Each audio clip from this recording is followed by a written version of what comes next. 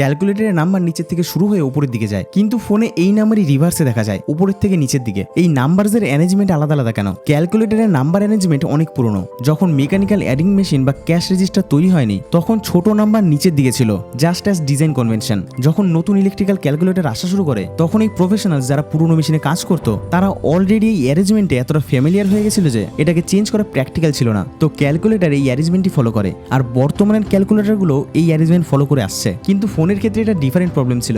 যখন Bell Labs push button telephone তৈরি করেছিল, তখন এক পপুলার আনকনফার্ম স্টোরিতে এটা বলা হয় অ্যাকাউন্টেন্টসরা ক্যালকুলেটরে এত রানিং নাম্বার টাইপ করতো, যদি টেলিফোন সিস্টেমেও ওই নাম্বার অ্যারেঞ্জমেন্ট হতো, তাহলে এর ইনপুটস প্রপারলি ওর উপর রেজিস্টার হতে পারতো না। বেল ল্যাবস অনেক বেশি পসিবল অ্যারেঞ্জমেন্ট টেস্ট করে, যেমন 2x5, টাইগেন্স, সার্কেল, রেক্টাঙ্গেল। এর মধ্যে 3x3 সব থেকে স্ট্রং অপশন ছিল। ইভেন 1955-তে 300 মানুষের উপর এক্সপেরিমেন্ট করা হয়। পার্টিসিপেন্টদের জিজ্ঞাসা করা হয়, যদি আপনাদের প্ল্যান বাটনস দেওয়া হয়, তাহলে আপনারা কোন বোতামে কোন নাম্বার এক্সপেক্ট করবেন। নর্মালি পার্টিসিপেন্টসরা যেভাবে পারে সেভাবেই নাম্বার এক্সপেক্ট করছিল, উপর থেকে নিচে আর লেফট টু রাইট, ঠিক যেভাবে বেশিরভাগ ল্যাঙ্গুয়েজকে পড়া হয়। তো পারফরমেন্স, প্রিফারেন্স আর প্র্যাকটিক্যাল ডিজাইন এই তিনটেকেই কনসিডার করে এই লেআউট ফাইনাল করা হয়। বর্তমানে অলমোস্ট সমস্ত ক্যালকুলেটর, ইভেন কিবোর্ডেও নাম্বার নিচে থেকে উপরের দিকে যায়, আর ফোনের ডায়ালে উপরের থেকে নিচের দিকে আসে।